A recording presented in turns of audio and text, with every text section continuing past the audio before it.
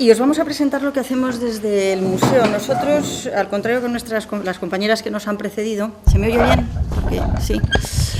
Pues hemos partido de abajo, digamos, ¿no? De una inquietud y un propósito del museo, que ahora veremos cuál es.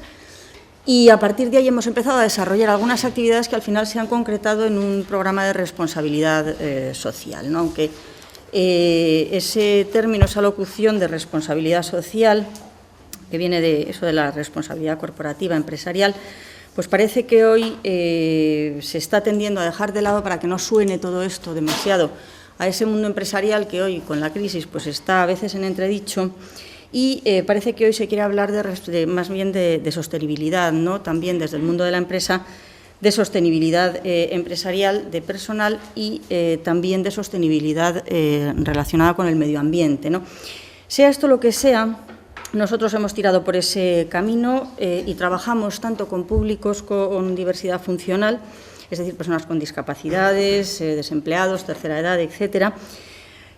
Aunque verdaderamente donde nos estamos centrando más, nuestro plato fuerte tiene más bien que ver con personas en riesgo de exclusión social grave o en situación de marginalidad, ¿no? Hemos trabajado con personas sin hogar, ahora lo veréis, me va a permitir llamaros de tú, personas con drogodependientes fundamentalmente, y luego queremos extender nuestras actividades, gracias a nuestra asociación de amigos, a población reclusa y alguna cosa más.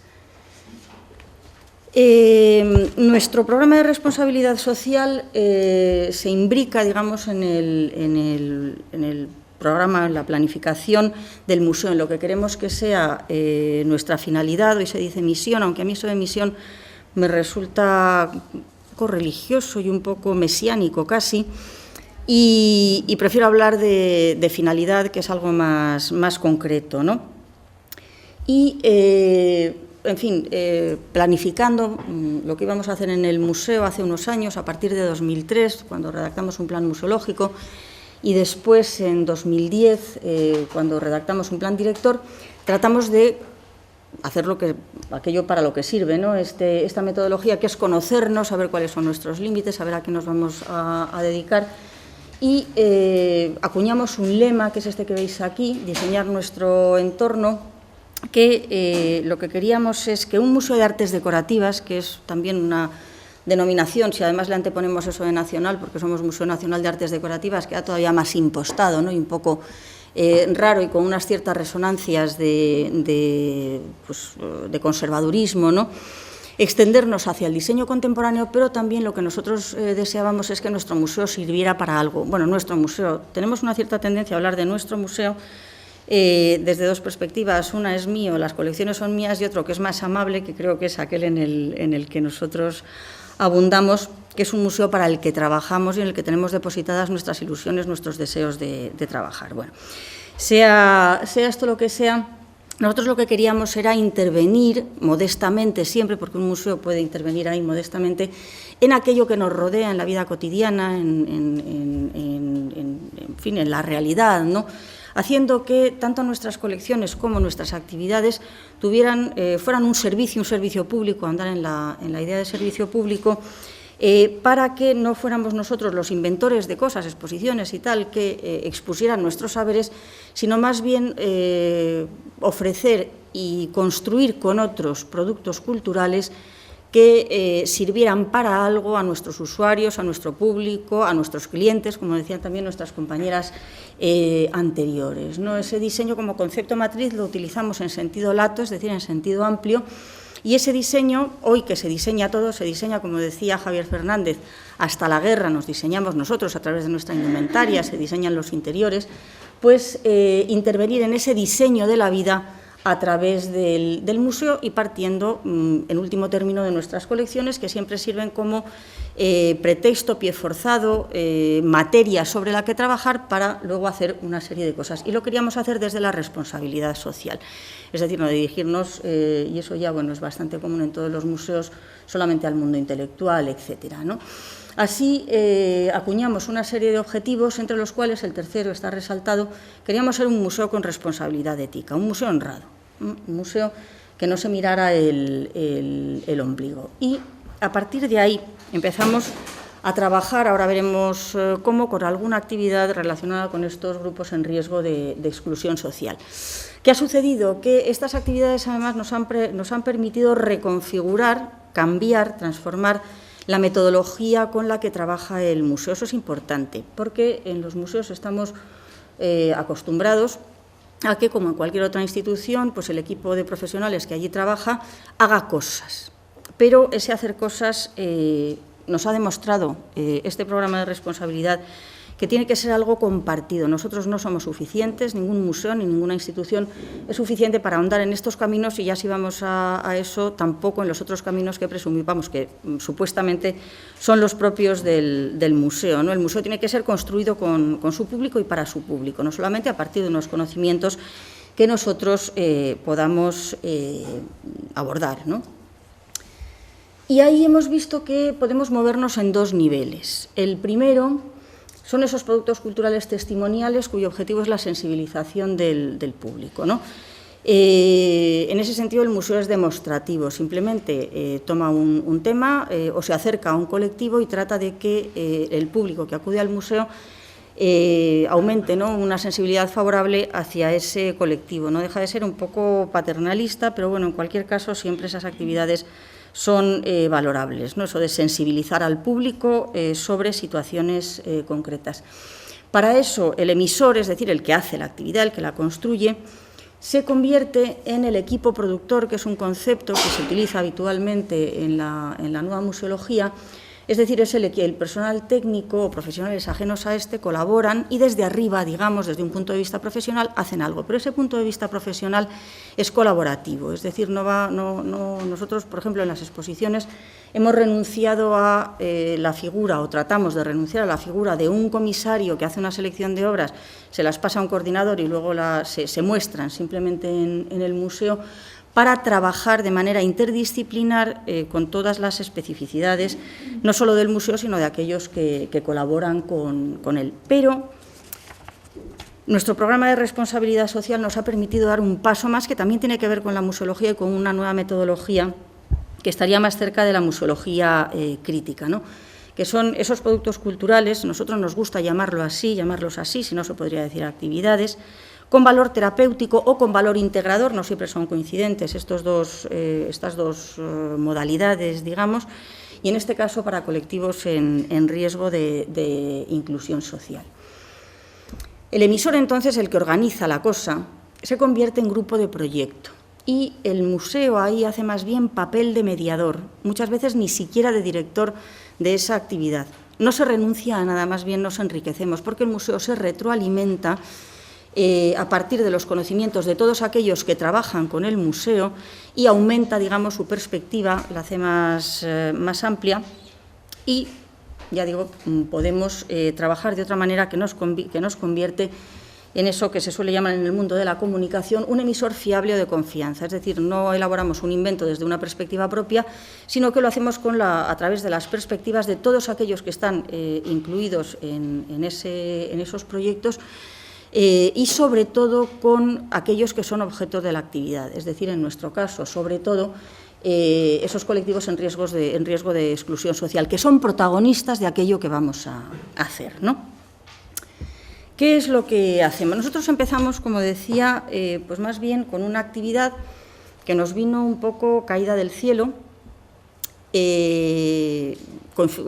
Confiamos en ella, pero nosotros no tuvimos un papel protagonista más que como mediadores o como trabajadores o como cualquier otro trabajador de aquel proyecto, que fue una exposición, iba a ser una exposición, se convirtió en algo más, en un conjunto de proyectos que titulamos Diseño contra la pobreza, una historia de superación. Aquí podéis ver además la imagen de la exposición, para la cual trabajó un diseñador específicamente sensibilizado, ¿no?, sobre estos asuntos. Ya en el año 2010 fue el año europeo de lucha contra la pobreza y la exclusión social, y nosotros quisimos apuntarnos a ese carro. Además había ahí subvenciones de la Comunidad Europea, y después de empezar pensando en un proyecto un poco más demostrativo relacionado con el derecho a la vivienda, y tratando de examinar, pues, proyectos históricos de acercamiento de la vivienda a sectores sociales desfavorecidos, pasamos a ese otro modelo casi sin sentir. Decidimos centrarnos en las personas sin hogar, ¿no? Y para acercarnos a estas personas sin hogar creamos un equipo de trabajo compuesto no solo por el museo, sino por compañeros de la Subdirección General de Promoción de las Bellas Artes, que es un órgano del Ministerio de Cultura. Para entendernos, sería aquello que podríamos llamar la Subdirección General de Exposiciones, ¿no? Porque es un organismo que se dedica sobre todo a actividades y su principal función es organizar exposiciones. Son los que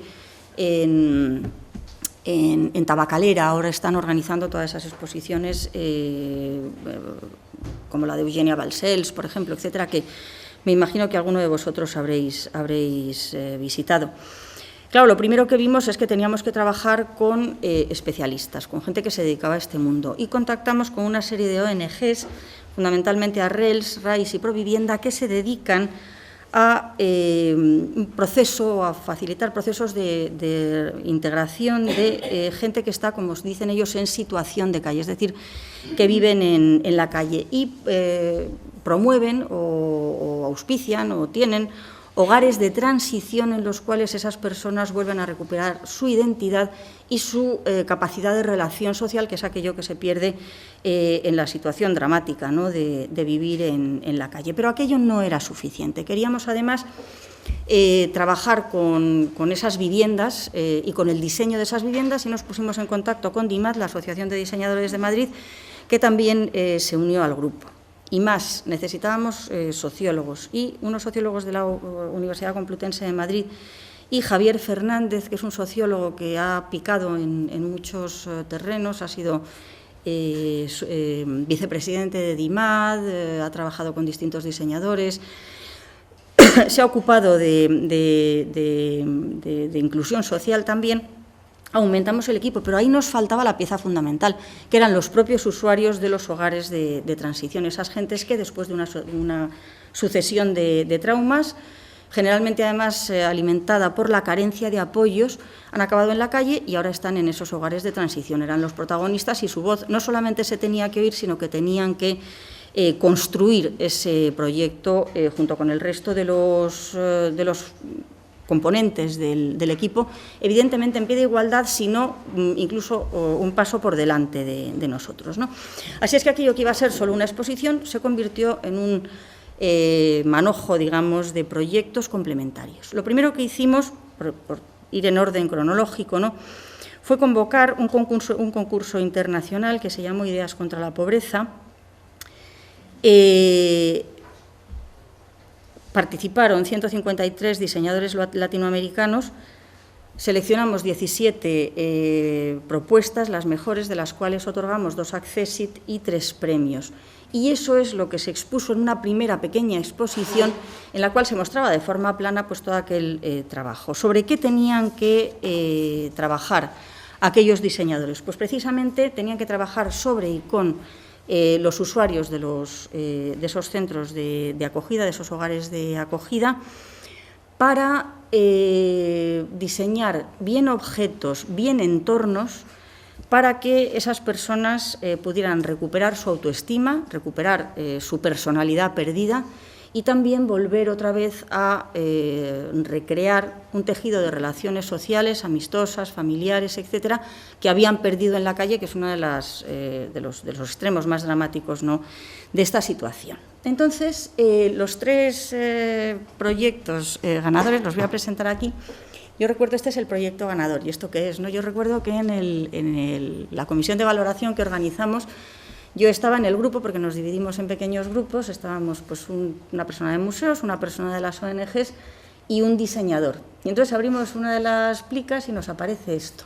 ¿Y esto qué es? Esto es una pieza de metal realizada por Curro Claret, que es el diseñador, el que se ve aquí detrás, y lo que se ve por debajo, no sé si el cursor... Sí, vale. Esto, bueno, esto que se ve aquí, esa pieza metálica, es lo que propuso Curro Claret como diseño.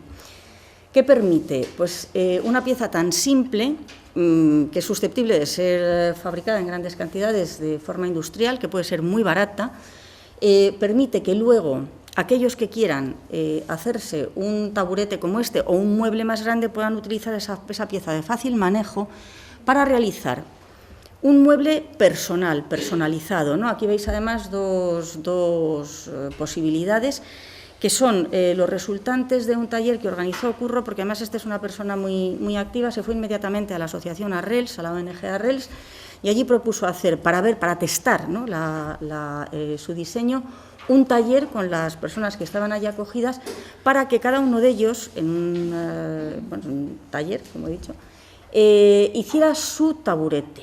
Un taburete para su habitación, que reflejara su personalidad, que estuviera de acuerdo con sus deseos, digamos, estéticos, que les permitiera crear algo, ¿no?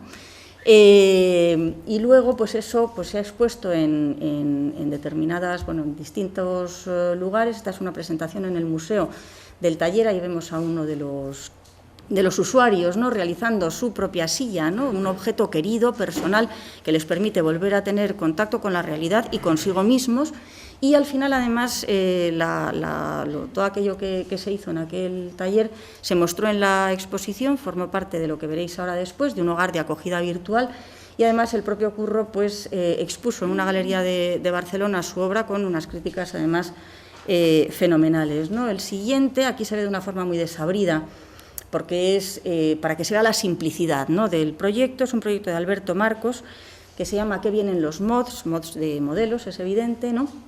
Y era todo un sistema modular de fácil montaje, fácil desplazamiento también para esos hogares de acogida que tienen que ser multifuncionales, y además todo el mobiliario se tiene que adaptar tanto a las necesidades de intimidad de aquellos que viven en esos hogares como a las necesidades de socialización, de compartir cosas, de ambientes comunes de esos hogares de acogida. Y el tercero fue un proyecto de Marina Bernardo que se llama Vivienda H1H2, ahí se ven algunas vistas.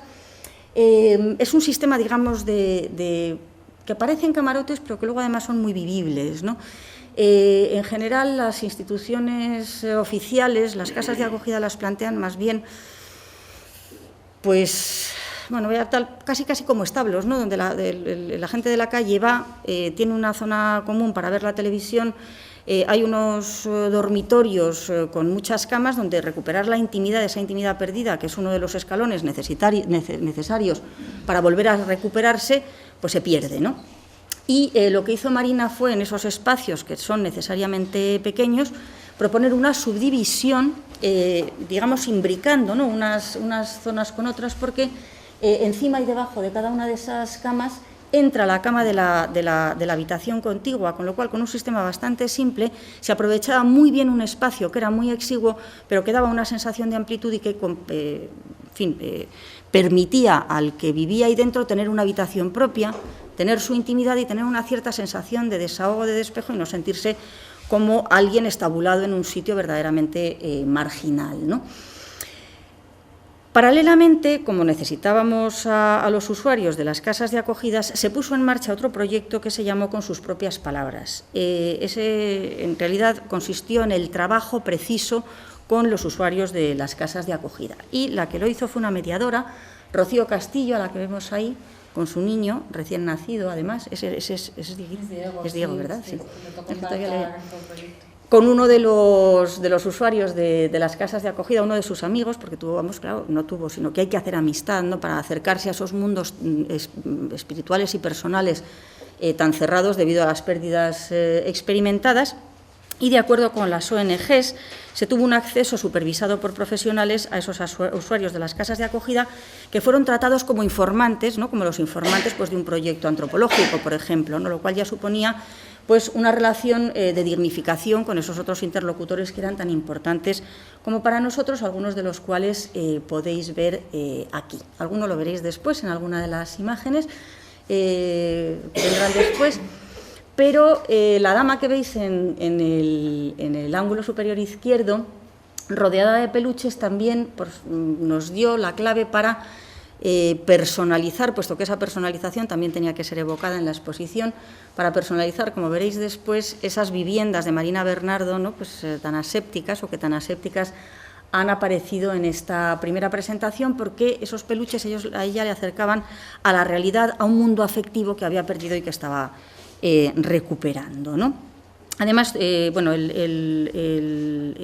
fueron 17 entrevistas abiertas, cuyos objetivos iniciales era, por una parte, grabar en vídeo o en fotos, ¿no?, el testimonio de las historias vitales de esos usuarios de las casas de acogida, en entrevistas durante las cuales, o a lo largo de las cuales, contaban su proceso desde el fracaso, porque como fracaso hay que considerar pues todo aquello que les llevó a la situación de calle, como su deseo de superación o los pasos que se habían dado o que habían dado hacia esa superación. Y luego, además, había otra cosa. Ahora veremos cómo se imbrica todo eso luego en la exposición.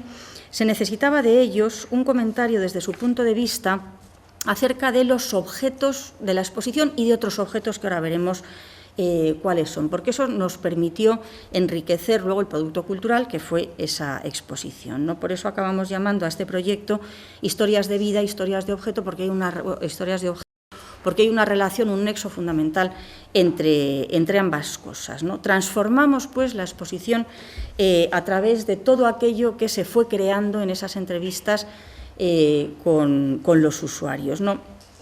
Las preguntas de la entrevista, así grosso modo, fueron las siguientes. Hubo 4 fundamentales, ¿no? La primera era: elige un objeto que defina tu estancia en la calle.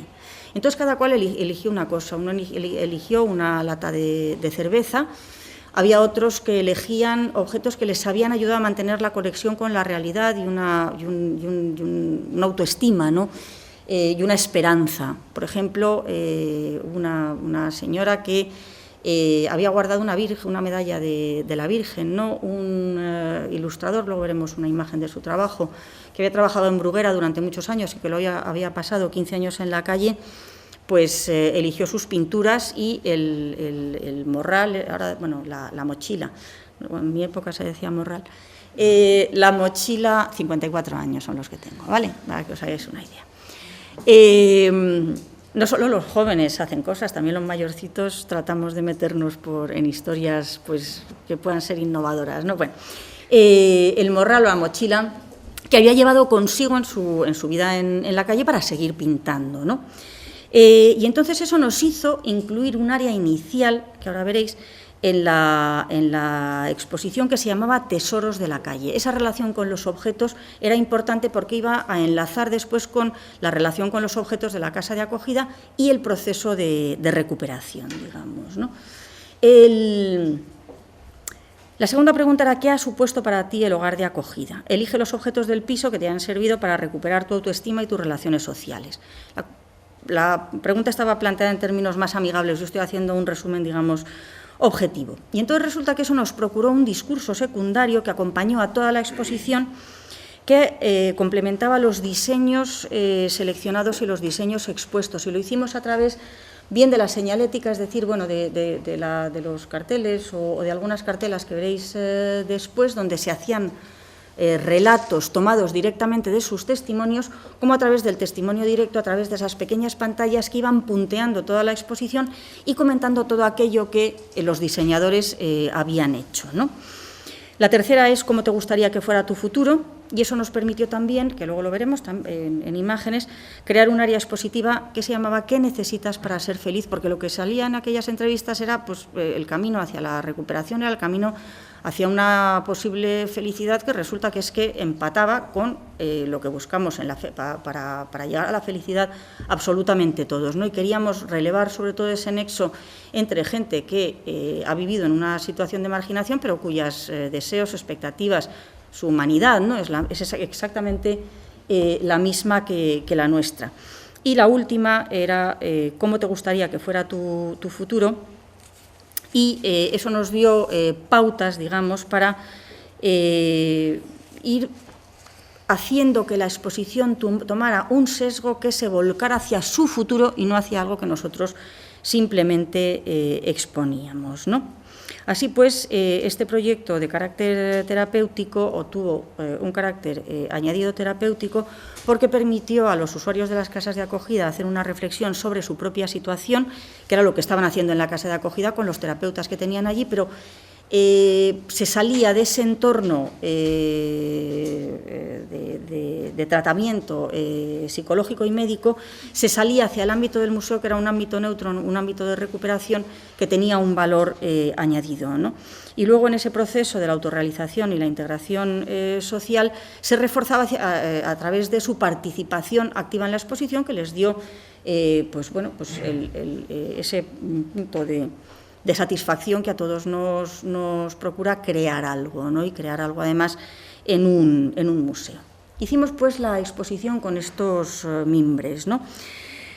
De esa diversidad de emisores salió un relato múltiple. No solamente salió pues la exposición de unos diseños que se expusieron, sino que también ese relato múltiple tenía otros dos niveles que iban recorriendo toda la exposición: los testimonios y los análisis de los usuarios de las casas de acogida, de todo aquello que había allí, y luego también un tercer nivel que eran los análisis, digamos, del resto de los organizadores, digamos, esos sociólogos, diseñadores y profesionales de museos, que hacían un análisis desde fuera de tal forma que todo aquello se fuera imbricando en una idea final en la cual había una diversidad de puntos de vista que enriquecía el asunto, ¿no?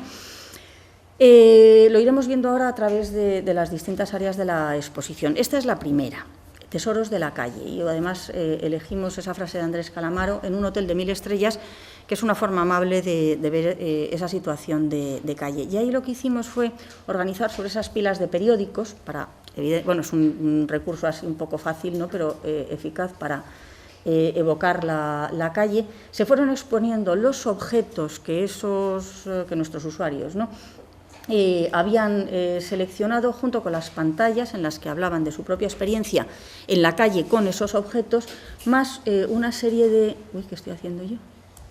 A ver, ya está.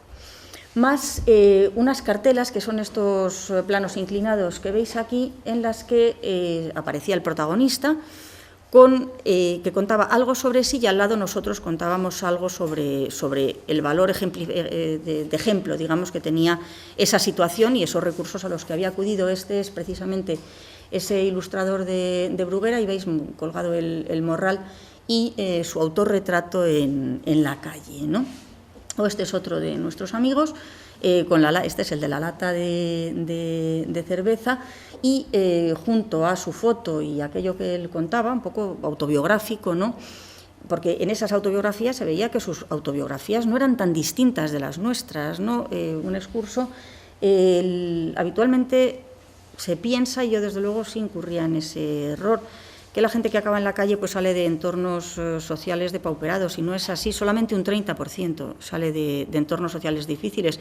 El resto son profesionales, gente que ha podido gozar de situaciones laborales o personales extremadamente felices o extremadamente favorables, pero que luego, por una concatenación de circunstancias y la falta de apoyo, como decía antes, han acabado en una situación así. Es decir, todos somos carne de calle, ¿no? Ese es el mensaje que nosotros transmitíamos, y en este caso, pues a propósito de la lata de cerveza, pues se hablaba del alcohol, causa o consecuencia.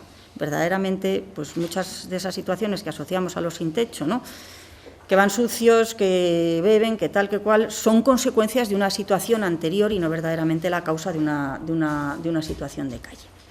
Segundo área, los hogares de transición. Con todos esos proyectos, los ganadores y los no ganadores, montamos un hogar de acogida virtual, en el cual esos dos planos de intimidad y sociabilidad se convivían, ¿no? Y ahí veis pues la parte del salón donde se promovía, digamos, esa idea de compartir cosas, porque ese compartir también se ha perdido en la calle, porque la calle es un medio muy duro en el cual el sálvese quien pueda y la supervivencia pues son las guías, ¿no?, de las personas que viven ahí. Un taller donde se colocaron los taburetes, ¿no?, de Curro Claret, una zona, digamos, de trabajo, porque a través precisamente de ese trabajo creativo, pues, en fin, la recuperación resulta más grata y más fácil. Esto continuaba con un mueble de acogida, o un mueble que tenía dos caras, uno para que cada cual colocara sus cosas personales y el otro para que todas las tareas compartidas tuvieran su sitio, ¿no?, para colocar esos objetos, y también una pizarra para ir programando el día, ¿no? También había, volvemos a los módulos de Alberto Marcos, este módulo muy divertido que aunaba cocina y cuarto de baño. Lo que se ve dentro de ese bloque es lo que estaba dentro de ese bloque es lo que se ve en la derecha, ¿no? Y todo ese conjunto se podía desplazar por un espacio grande, de tal forma que, aunque los espacios de acogida no fueran gratos en un principio, con todo eso se pudiera hacer una compartimentación suficiente para que los fines, que ya he contado, de individualización y socialización, se pudieran llevar a término. Y estas son las habitaciones, aquí se ve una perspectiva un poco mejor de las habitaciones de Marina Bernardo. Digamos que encima de la cama hay otra cama que viene de la habitación contigua. Había además habitaciones donde cabían niños, porque mujeres que han estado en la calle y que tienen hijos también son usuarias de esos centros de acogida. Y ahí veis los peluches, que son peluches de mis nietos, de los hijos de Paloma, aunque los hijos de Paloma han crecido ya mucho, y de otros compañeros, evocando precisamente a esa señora que señalaba antes que había mantenido o tenía ese vínculo afectivo con esos peluches, ¿no?, dando a todo este hogar de transición ese ingrediente, ¿no?, de confort, de expresión de los sentimientos, que también es necesario en un entorno que a veces puede ser muy frío, ¿no? El tercer área se llamaba Diseño para la Inclusión, y ahí lo que hacíamos era mostrar una serie de campañas para la inclusión social, campañas de sensibilización de distintos países, pero todas ellas además muy imaginativas. También hay la parte del diseño, ¿no? Tenía un papel importante. Es una campaña irlandesa que consistió en repartir todas estas llaves por la ciudad, y entonces cada cual que se encontraba una llave pues trataba de devolverla, y en el llavero lo que había era una inscripción que decía esta llave no tiene ningún hogar, o una cosa parecida, ¿no?, porque verdaderamente hay mucha gente que no tiene hogar, y sobre eso se trataba de llamar la atención.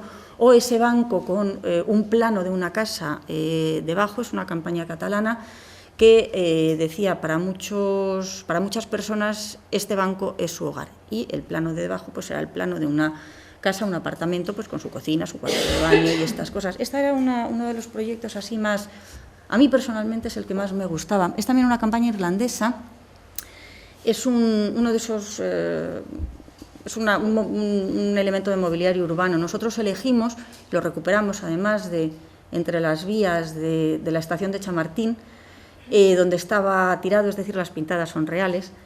Es uno de esos distribuidores de electricidad que hay en los barrios, ¿no? Y la campaña consistía en eso que veis ahí, ese redondel que ponía Emma O'Brien, vivió aquí o tal. Eran placas conmemorativas, o son placas conmemorativas de gente que ha muerto en ese lugar, que ha muerto en la calle, ¿no? Igual que ponemos en las casas de los literatos una placa diciendo aquí vivió Pablo Neruda y tal, se hacía lo mismo con gente que tenía el mismo derecho a tener una conmemoración, un pensamiento de sus conciudadanos sobre su situación, que es situación que es igualmente valiosa, o persona que es igualmente valiosa que un escritor, que un artista, etcétera, ¿no? Aquí hay otros. Y el último área era ese de qué necesitas para ser feliz. Era un interactivo en el cual nosotros íbamos eligiendo eso que necesitamos para ser feliz, y salían esos testimonios, ¿no?, de nuestros amigos contando exactamente lo mismo que pensábamos nosotros, ¿no? De tal forma que íbamos discurriendo, ¿no?, a través del diseño, a través de los testimonios, a través de los análisis, hacia una idea integradora que era precisamente lo que queríamos relevar. Luego hubo distintas propuestas de comunicación, 2 publicaciones en CD, que no hemos traído. Sí. Bueno, si alguien está interesado en el Museo de Artes Decorativas, venid y decídnoslo, mandadnos un correo electrónico, y os lo mandamos, ¿no? Se hicieron un par de CDs sobre el proyecto, visitas, talleres, recorridos didácticos, sobre todo una que fue más fuerte, ¿no?, que fue la visita de los protagonistas a su exposición, porque era su exposición. Y aquí está uno de ellos, José Infante, señalando su nombre en el panel de créditos. No solamente tiene que estar el subdirector general, tiene que estar José Infante, que es en realidad el creador, uno de los creadores de la exposición, ¿no? Hicimos también una evaluación, un estudio de público. Antes hablábamos con las dos Anas, ¿no?, que nos precedieron, que creo que ya es una cuestión que me ha dicho Paloma, que ha salido aquí, la cuestión de evaluar, ¿no?, todo eso que hacemos en esos proyectos o planes, ¿no?, o programas más bien, de responsabilidad social y la carencia de instrumentos específicos para analizarlos, ¿no? El estudio de público que hicimos nosotros tomó la metodología de los estudios de público de museos, porque Luis Caballero, que es un compañero nuestro del Ministerio de Cultura, que fue el director del proyecto, el que tiró de todo esto, el padre de Diego, el niño que habéis visto ahí, además, pues está especializado en estudios de público y museos. Esos estudios integradores que no solamente al final de una exposición te preguntan si te ha gustado, que cómo estaba esto, que cómo estaba lo otro, sino que, bueno, ha puesto en práctica, y ha puesto en práctica también en el museo como actividad pionera, esos estudios de público que parten con una actividad, nosotros lo hemos hecho con exposiciones, desde el origen para configurar con el público esa exposición, esa actividad, testar cómo la vamos a hacer y al final comprobar si todos los objetivos que nos habíamos marcado, tanto en el museo, con la colaboración de ese público, verdaderamente ha llegado a buen puerto y estamos satisfaciendo las expectativas de ese público que nos visita y que con nosotros construye el museo, ¿no? He traído solamente un pantallazo, que es eso de qué piensas o qué piensa usted, vamos, de las personas sin hogar. Los estudios previos demostraban que se pensaba de las personas sin hogar, pues no demasiado bien, ¿no? Había, bueno, es evidente, ¿no?, hay muchos prejuicios, sensibilidades torcidas y tal, pero al salir de la exposición, son personas como nosotros, con cualidades, necesidades y deseos que reconozco, llegó a ser la expresión de la experiencia de la exposición de la mitad de los visitantes, ¿no? Y solamente su vida me resulta ajena, no tiene nada que ver conmigo, pues se quedaba reducido a un 1,3% del público, lo cual pues quiere decir que una actividad como esta verdaderamente es muy satisfactoria también para nosotros, ¿no? Para terminar con esta breve exposición, la parte más, bueno, la más instrumental para el museo, ¿no? El Museo de Artes Decorativas, para los que lo conozcáis, pues es un museo que tiene muchos fondos del pasado. Ahora tenemos una buena colección de diseño contemporáneo, pero tenemos una imagen, o teníamos, ahora la vamos transformando, una imagen un poco rancia, ¿no? Y nuestro público pues estaba acostumbrado a ver allí, a ver cosas bonitas, a pasearse por el museo como si fuera una evocación de un palacio por el que ellos paseaban como si fuera cosa propia, ¿no? Y entonces destruir esa imagen o compensarla pues podía ser difícil, ¿no? Queríamos saber también si nuestra deriva iba por un camino pues que nos pudiera llevar hacia un buen puerto. Y estos son los quesitos que muestran que esta iniciativa sí es interesante para un museo como el nuestro, lo cual pues verdaderamente pues nos llenó de gozo, ¿no? Hemos tenido alguna protesta, eso es inevitable, pero las protestas son nimias con respecto a lo que la gente busca en los museos, que no es solamente imaginarse una vida, que vive una vida mejor, sino contribuir a que los demás tengan una vida mejor. Como decía Sofía, que hemos llamado ahora programa de responsabilidad social hace un tiempo, pues en realidad es darle un nuevo marco teórico para poder seguir avanzando de una manera mejor a algo que ya se había iniciado antes, ¿no? Una de las, que voy a decir lo primero porque es una de las contradicciones fundamentales, que ya lo ha dicho Sofía antes en la pregunta, con los comentarios de la presentación anterior, es que nuestro museo lo primero que tiene para recibir a visitantes son esas escaleras fantásticas y que estamos ahí en vías de solución, ¿no? Estamos en vías de solución, a ver si... Ay, gracias, Ana. Bueno, yo os voy a contar, quería explicaros o poneros algunas imágenes sobre el resto de proyectos en el que hemos trabajado en este sentido. Unos antes de 2010, de diseño contra la pobreza, y otros después. Los he agrupado un poco por colectivos para ordenarlo un poquito, ¿no? Tenemos proyectos con la tercera edad, bueno, aquí quería destacar cómo la responsabilidad social promueve el respeto y debe estar integrada en toda la organización, o realmente funciona cuando está integrada en toda la organización, ¿no? Es algo que es necesario, ¿no?, para que la cosa funcione, porque hay muchos aspectos dentro del museo que si no todo el mundo tiene un objetivo común, pues puede no salir muy bien, ¿no? En nuestro caso, consideramos la responsabilidad social con nuestro entorno, como decía Sofía, a partir de nuestro lema, diseñar nuestro entorno, y nuestro entorno es tanto nuestro entorno natural como el entorno social propiamente dicho de las personas. En el trabajo con la tercera edad tenemos también, como también ha comentado antes Miguel, el trabajo con los guías voluntarios de la tercera edad, un programa que con la CEATE se inició hace mucho tiempo con los museos estatales, y entonces, bueno, son personas, algunas jubiladas, casi todas jubiladas, hay más chicas que chicos en general, y que, bueno, pues van trabajando con nosotros guiando las exposiciones, son formados, recibieron una primera formación por parte del Ministerio y luego pues nosotros los vamos formando de cara a las distintas exposiciones que tenemos, ¿no? Este es el mensaje que les dieron nuestras compañeras de difusión este verano cuando nos despedimos de ellos. Y Javier me parece que está jubilado del todo ya, o sea que ya no se ha jubilado también del trabajo de guía voluntario, que es el que veis aquí a la derecha, explicando, y aquí pues están en alguna de las explicaciones con Sofía viendo detalles de un mueble de las salas de exposiciones. Otro de los programas con personas mayores es el de acercamos el museo a las residencias de ancianos o a lugares en los que no se pueden, de las personas donde están las personas que no se pueden desplazar. En este caso pues fue una presentación de nuestras compañeras del Departamento de Difusión al centro de día de campamento. En cuanto a personas con discapacidades, bueno, hemos iniciado también sin mucho asesoramiento y partiendo de experiencias individuales o testimoniales, como decía Sofía, en este caso fueron discapacitados intelectuales o cognitivos, como también se llama ahora, y este taller estaba asociado a una exposición justo posterior a Diseño contra la Pobreza, que se llamaba Pioneros del Diseño Gráfico Español. En el museo tenemos una dificultad añadida y es que no tenemos espacio para casi nada, ¿no? Tenemos un espacio multifuncional que es el vestíbulo de acogida, que cuando salvas los escalones pues resulta que es amable y sirve para todo. Se puede utilizar, lo utilizamos como sala de conciertos, como sala de actividades, de seminarios y de... Bueno, tenemos muebles que se esconden con ruedas, sacamos las sillas y en este caso el taller de discapacitados tuvo que celebrarse en una de las salas de la propia exposición. También participamos en un proyecto que firmó el Ministerio con la Fundación Orange para poner los bucles magnéticos para personas con accesibilidad auditiva, algo que, bueno, todavía yo creo que no se ha testado suficientemente, pero en nuestro caso pues es utilizado poco, ¿no?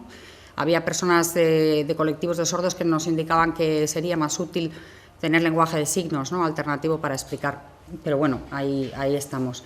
Fascinados por Oriente, que es un proyecto de 2009-2010, justo anterior al de Diseño contra la Pobreza, fue el primer proyecto en el que estuvimos probando esa manera de trabajar en equipo, totalmente en equipo, con un comisariado colaborativo, que quiere decir que no había un comisario, sino que bueno, pues un gran equipo, éramos comisarios de la exposición, es decir, que dirigíamos el proyecto. En ese sentido, era nuestra primera gran exposición experimental que se deriva del plan museológico que empezamos a redactar en 2003, en el que queríamos empezar a cumplir ese lema o a trabajar para ese lema de diseñar nuestro entorno e intentar que que todo el mundo que pudiera acceder al museo pudiera participar en la construcción del museo. Fue comunicativa porque se hizo, como en el caso de Diseño contra la Pobreza, un estudio de público de lo que se llama evaluación previa, evaluación formativa y evaluación final, es decir, un estudio de público desde el principio, desde los inicios del proyecto, y que ayudó con las respuestas de las personas que fueron entrevistadas a comunicar el proyecto y modificarlo en función de las necesidades que se detectaban o de las opiniones, ¿no? Y luego, por otra parte, incorporaba en la propia exposición la voz de algunos segmentos de la sociedad relacionados con Oriente. Aquí veis algunas imágenes del vestíbulo que os comentaba, donde está el Gran Tori.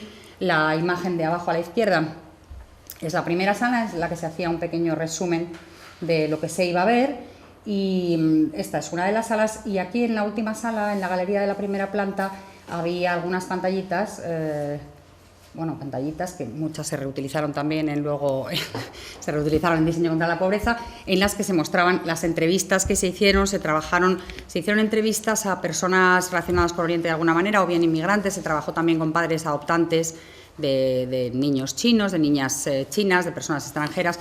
Ellos contaban también su experiencia, a personas que habían viajado por Oriente o aquellos que realmente estaban fascinados por alguna de las características que nos son lejanas, porque no son nacidas en nuestra cultura del lejano Oriente, ¿no?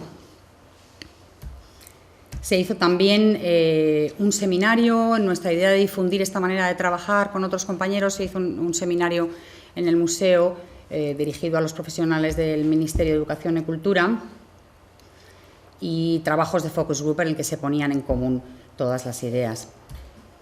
Aquí tenemos pues una parte en la que se expone la entrevista con la familia y la niña china, y otras imágenes que veis. Hubo muchos prestadores, fue una exposición también muy bonita, y en la que por primera vez pues vimos que sí, efectivamente cuando al público se le pregunta y se le daba su tarjeta de visitante colaborador, bueno, pues se prestaba a poder dedicar unos minutos a sentarse con nosotros y contestar a las preguntas para mejorar nuestras exposiciones. Hubo muchas actividades asociadas, como una sesión de cosplay que también trajo al museo a un nuevo público que estábamos empezando a tener, pero que habitualmente no habíamos tenido, que eran los jóvenes y los adolescentes, ¿no?, que realmente no se acercaban porque no pensaban que había nada de interés en este museo. Se hizo también un fanzine y bueno, pues aquí en ambos estamos trabajando con las sesiones de fanzine. En el trabajo con los jóvenes en general, precisamente porque era un público al que nos queríamos acercar y que nos parece que es importante que vea que podemos contarles algo que puede servirles para su vida y ayudarles, ¿no?, en su manera de percibir el mundo, pues tenemos varios proyectos que hemos llamado dentro del programa de diseño y pedagogía, en el que trabajamos con institutos de arte, con escuelas de arte, con bachillerato de arte, es decir, con distintos colectivos que estudian arte, bellas artes o diseño. Y este fue el primer gran proyecto que se hizo con ellos. Es un proyecto europeo que se llama Fantasy Design, que duró 2 años, que se hizo en colaboración con otras instituciones de Europa, y se trabajó sobre todo con la Escuela 10, la Escuela de la Comunidad de Madrid, de la Escuela de Diseño. Ellos trabajaron tanto en diseño de producto como en diseño gráfico, como en diseño por ordenador, como en serigrafía. Entonces, esto culminó con una exposición en el museo, en una salita del museo, en la que se exponían los diseños que ellos hacían. Algunos estaban inspirados en objetos del museo y otros estaban inspirados en el propio museo como tal, ¿no?, como institución. Otra de las colaboraciones fue con la Escuela 12, y en ella seguimos. Este es un proyecto que sigue durando, ¿no? Estamos trabajando ahora con las nuevas promociones, y la exposición en este caso se dedicó a diseño de producto, que era lo que trabajaba esta escuela. Ahora es que han cambiado un poco las denominaciones, entonces están aglutinadas las especialidades de otra manera, ¿no? Pero seguimos trabajando con ellos, aunque ya no se llama la Escuela de Arte 12, ahora se llama Escuela Superior de Diseño de la Comunidad de Madrid, ¿no? La 12 sigue existiendo, pero de otra forma. Bueno, es que es un pequeño lío de que los que trabajan en eso son los que estudian eso, son los que se lo saben. Entonces, aquí en esta lo que se hacía era explicarles, se escogían por parte de los educadores de la escuela y del museo 2 objetos, por ejemplo, sobre los que trabajar, 2 objetos que pertenecían a las colecciones del museo. Estos 2 objetos se explicaban en todas sus vertientes, en su vertiente artística, estética, en el contexto histórico, en lo que significó en su momento, y ellos sobre esa idea iban trabajando a lo largo del curso para crear su propio diseño. Y bueno, en unos casos ellos tenían libertad para enfocar su trabajo hacia una parte que podía ser evidente desde un punto de vista visual, es decir, estético, podía ser estructural o podía ser simplemente evocadora de lo que ese objeto significó en la historia.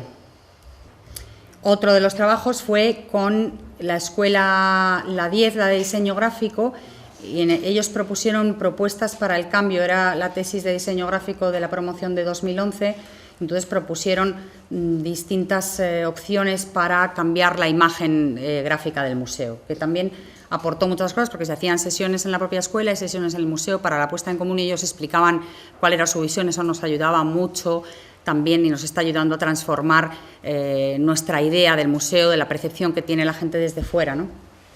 En el caso del Instituto Europeo de Design se trabajó con la especialidad de textil, también culminó en una exposición con sus objetos. Esto se relaciona con nuestro origen, ahora estamos cumpliendo 100 años, aunque no tenemos así mucho dinero para hacer celebraciones, pero bueno, lo decimos porque cumplimos 100 años.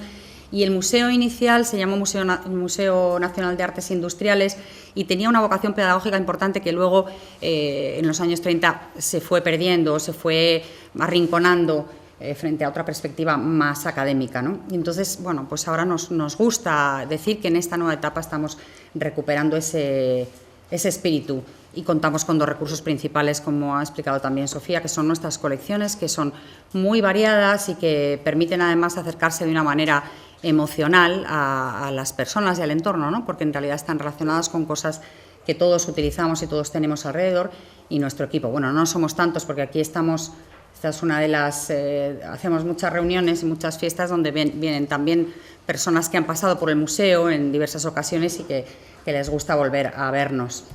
Explicar esto, que no sé si estaréis de acuerdo, para nosotros el punto de inflexión de Diseño contra la Pobreza, aparte de que fue un proyecto muy complejo y muy rico, como habéis visto, es que supuso el paso de la integración a la inclusión desde nuestro punto de vista, ¿no? Es decir, el hecho de que las personas en riesgo de exclusión estuvieran mezclados con nosotros para trabajar, que nos parece que es una de las cosas importantes, también se ha comentado esta mañana, ¿no? El hecho de que trabajen fuera de lo que en realidad sigue siendo un gueto, que es su entorno terapéutico o de recuperación.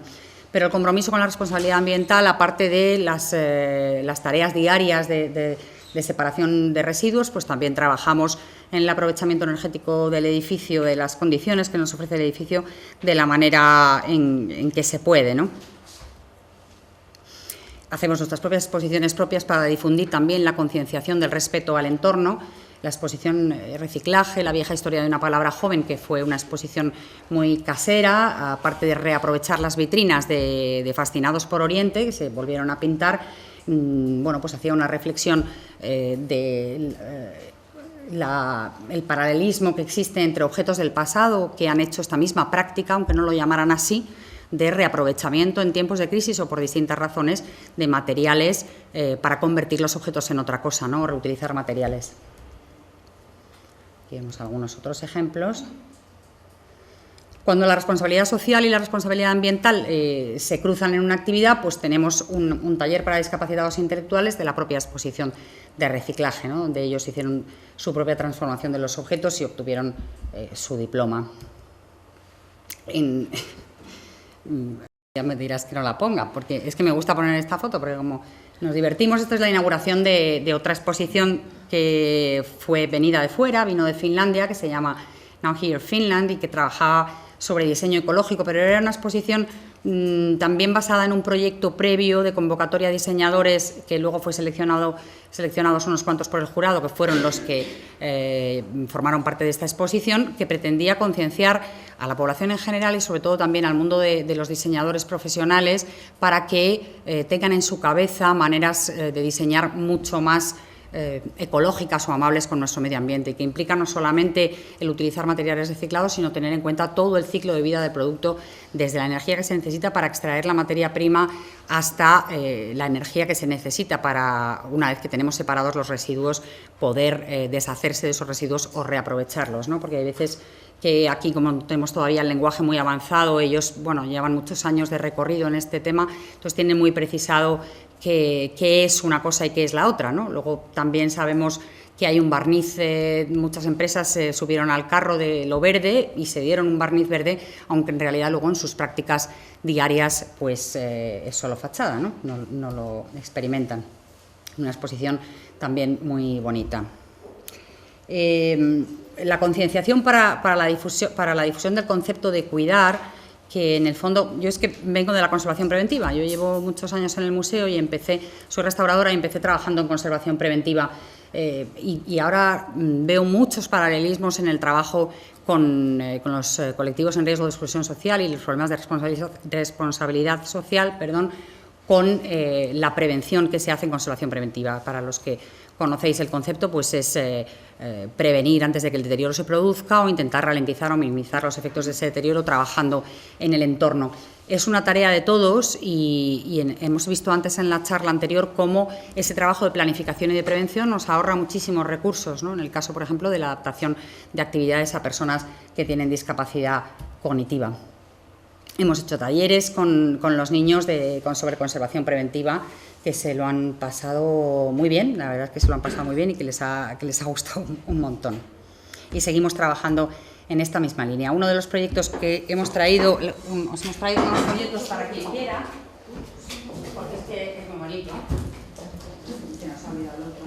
No los he contado porque eran los que ayer por la tarde pude coger del despacho de la portera mayor que los tenía para dar. Y es el proyecto de Enganchados al Arte.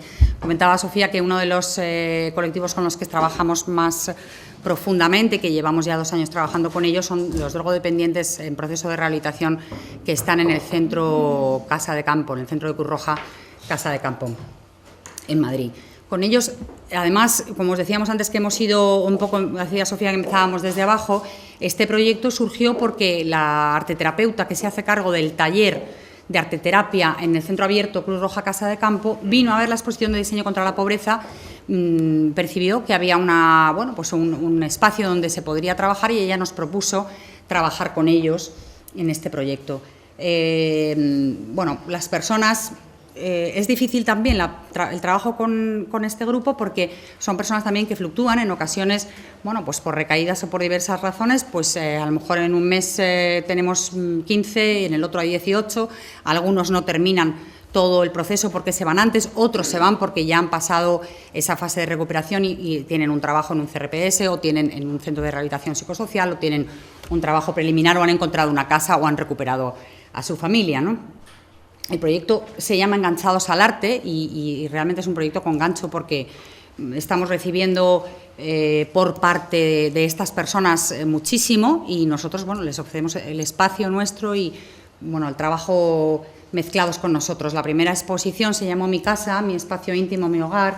Ellos también visitaron el museo antes y les sorprendió encontrar objetos cercanos a la vida, cercanos a las cosas que uno tiene en su casa y ellos produjeron sus propias obras y también permitieron, no querían que se pusieran sus nombres, pero sí querían estar en la exposición con su fotografía, ¿no? Aquí estamos con nuestro personal montando las cosas de la exposición, en unos casos eran cuadros, en otros eran cuadros de hilos, este es el diseño de una lámpara que se le ocurrió a uno de los protagonistas, o el diseño de una mesa de comer, ¿no? De una mesa de comer como ellos la veían. Y la segunda que hemos hecho este año, la segunda exposición dentro del proyecto Enganchados al Arte, se ha llamado Incorporarte en Travesías de Luz, que es el folleto que os hemos traído, porque conseguimos esta vez, la otra vez no pudimos publicar nada y esta vez publicamos un pequeño librito. Este fue también bastante emocionante. Algunas personas repetían porque seguían en el centro, otras personas eran nuevas, algunas personas empezaron y otras abandonaron a mitad del proyecto. Hicimos trabajo con ellos en el museo, mientras en la exposición anterior se trabajaba, se reflexionaba sobre la casa, sobre esa intimidad perdida, porque en realidad el trabajo en responsabilidad social te lleva a ver que todas las personas tienen un componente común de aislamiento, ¿no? de soledad. Entonces ellos trabajaron ese concepto. Esta es Elena González, arteterapeuta, y aquí estamos haciendo una sesión en común durante el proyecto. Dentro del museo también hemos ido a visitarlos y a trabajar con ellos, porque el taller de arteterapia, una buena parte se desarrolla en el propio centro, ¿no? Ellos tienen una sesión o 2 sesiones semanales. Cuando ya la exposición está cerca, trabajan mucho más intensamente. El horizonte temporal les viene bien también. La excitación de una fecha de inauguración, ¿no? Luego las ceremonias de inauguración, las 2 han sido muy emocionantes. Creo que también he traído alguna imagen de la inauguración. En este caso, en Incorporarte, la palabra quería evocar por una parte esa necesidad o vocación de incorporación a la vida y a la vida normal, ¿no?, a la sociedad, y también el trabajo terapéutico que tiene el arte.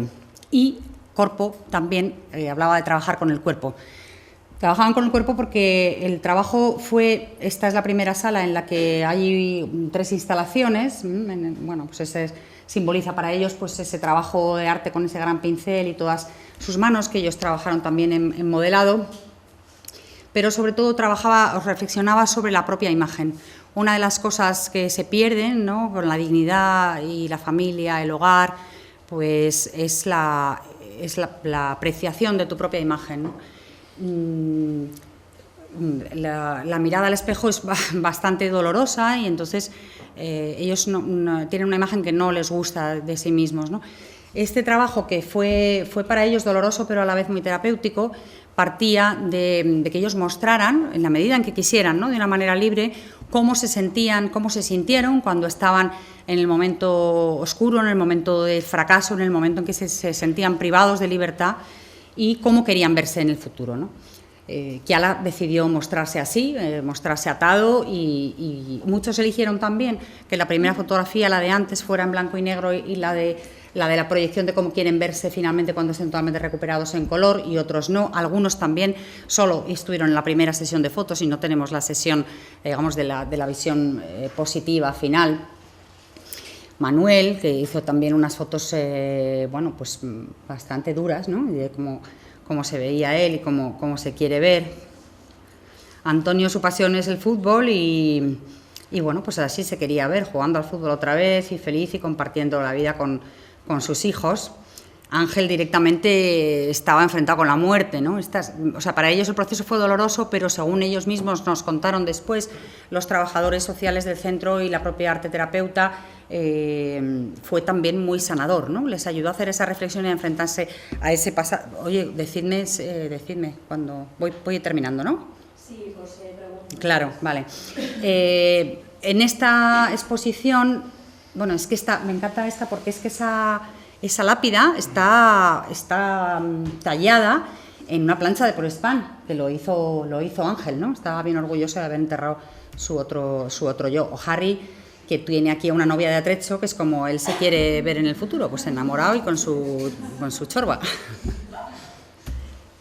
Álvaro además, que le explicaba, porque luego esto se acompañaba de textos que ellos mismos habían escrito, algunos no quisieron exponer ese texto, otros sí, en los que se explicaba esa reflexión y ese trabajo que habían hecho. Álvaro dice que se sentía que estaba rompiendo un cascarón, ¿no?, un cascarón en el que se había visto atrapado. Aquí están parte de ellos y vemos a Alberto Herrero, que es el fotógrafo, un artista fotógrafo voluntario que estuvo trabajando con ellos durante todo el proceso de las fotografías. Otro trabajo que estamos iniciando ahora, que se lo contábamos antes a las compañeras que nos han precedido, es trabajar con personas con síndrome de Asperger, porque Sinteno es una asociación que trabaja con personas con síndrome de Asperger y otro tipo de discapacidades sociales, personas que tienen problemas para relacionarse con el entorno porque tienen déficit de atención o autismo, en fin, trastornos de este ámbito, ¿no? Entonces ellos nos han propuesto participar junto con otros museos también de la Subdirección de Museos Estatales en un proyecto para la evaluación de la accesibilidad al ocio cultural de las personas que tienen estos trastornos, porque precisamente esa preparación de la visita que ya nos ha comentado antes Ana, pues es muy importante. De momento lo que han hecho han sido visitas y luego pues se va a trabajar en aquellas, precisamente en la evaluación de esto, cómo funciona, ¿no? Cuáles son las cosas que se detectan que son mejorables, cómo perciben ellos la visita, cómo vieron toda la llegada, la orientación, la duración de la visita, los contenidos, etcétera. Estamos trabajando también, y cosas que también han surgido, bueno, pues por diversas casualidades o contactos personales, con la Asociación de Enfermos Mentales Tú Decides. Ellos trabajan también para personas con trastorno mental, asociados a los que invitan a asociarse sin ningún requisito, nada más que quieran estar con ellos y participar de lo que la propia junta de la asociación, que son también personas con enfermedad mental de distintos grados, pues crear un espacio de ocio para que se encuentren o para organizar pues, salidas, actividades que les organizan los jueves por la tarde y los sábados por la tarde a distintos sitios. También para las personas con trastorno mental es importante la preparación de la visita y saber lo que se van a encontrar, saber, nos decía por ejemplo Gorri, que está aquí con Sofía en una de las visitas, que era muy importante que no fueran de un tiempo largo, ¿no? 40 minutos máximo, casi todos fuman y bueno, las fumadoras lo entendemos, que tienen que salir a fumar, pero ellos fuman mucho y también que la visita tuviera cosas interesantes, es decir, que no fuera un coñazo de visita, un rollo que les metiéramos y ya está, ¿no? Sofía les hizo una visita a la cocina valenciana, que es una de nuestras piezas estrella, y resulta que al final estuvieron mucho más tiempo del que pensaban, y encima en la sala de al lado estaba la exposición de Incorporarte, que también les interesó muchísimo, ¿no? Y bueno, se lo pasaron muy bien, estuvieron preguntando un montón de cosas, y fue, bueno, pues fue de una manera inesperada. Para nosotros ya es suficiente el hecho de que quieren volver. Ahora tenemos la segunda visita para el 26, me parece, de julio. Siempre nos dicen que, bueno, que a lo mejor vienen 12 o vienen 15 porque no se sabe. En el último momento a veces pues llaman que no voy o ni llaman, ¿no? Bueno, ellos tienen, o sea, la idea de los que fundaron la asociación es que tengan absoluta libertad, que sea un espacio fuera de la familia, fuera del entorno realmente terapéutico, clínico, oficial, y que simplemente se lo pasen bien y quieran volver. Ahora la visita que nos propusieron era ver las tripas, ¿no? Ver una visita a los almacenes del museo, que como tenemos muchos, pues todavía no hemos pensado muy bien qué vamos a ver, pero bueno, seguro que se lo pasan bien y bueno, no descartamos que este proyecto continúe en la realización de talleres y otras cosas en las que ellos participen más activamente, ¿no? Cuando vean que si se sienten bien, ¿no? Si están a gusto y si realmente eso les sirve para algo. Y lo último que os quería contar, que es una cosa que también acabamos de empezar, también vino a través de Sofía, de una amiga de Sofía, y es trabajar con señoras que están en el pueblo de Vallecas, en la escuela de adultos del pueblo de Vallecas, que en realidad es una escuela que lleva muchísimos años trabajando y que ahora hay personas voluntarias que en algún caso están simplemente alfabetizando o contando, bueno, pues aspectos culturales muy básicos. Entonces, estas mujeres son personas que han tenido, pues sí, un sufrimiento bastante largo en su vida, han tenido que hacerse cargo de sus hijos, después de sus nietos, sus hijos, pues algunos están muertos por las drogas o están en la cárcel entonces han tenido una vida muy currada y ahora, bueno, cuando están libres y de repente están jubiladas, algunas todavía vinieron a lo mejor con 13 o 14 años de un pueblo a servir a Madrid y alguna todavía trabaja y, bueno, pues después de esto nos contaba Cristina, amiga de Sofía, cómo, con qué ilusión y con qué ganas van al centro, que tiene escaleras y que a algunas les cuesta, pero suben y van todos los días, con las ganas de aprender que tienen o las ganas de cuando le dicen a su señora le pueden poner una nota, ¿no? Que antes no podían ponerle una nota, o cuando, bueno, pues han venido al museo y se han encontrado cosas que no se esperaban y han encontrado muebles que han visto en otros sitios, han encontrado objetos con los que se identifican en el pueblo, ¿no? Y que saben cómo se llaman cuando algunos de nosotros no lo sabemos porque no tenemos ese pasado, ¿no?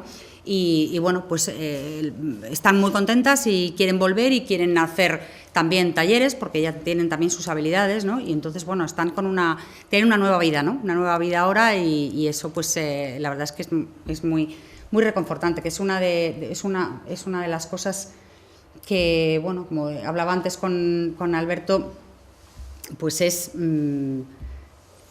muy, como hemos dicho, que engancha, vamos, que esto engancha porque es verdad, porque el retorno y la reciprocidad es tan inmediata, ¿no? De lo que nosotros aprendemos, lo que nosotros nos llevamos, de trabajar con personas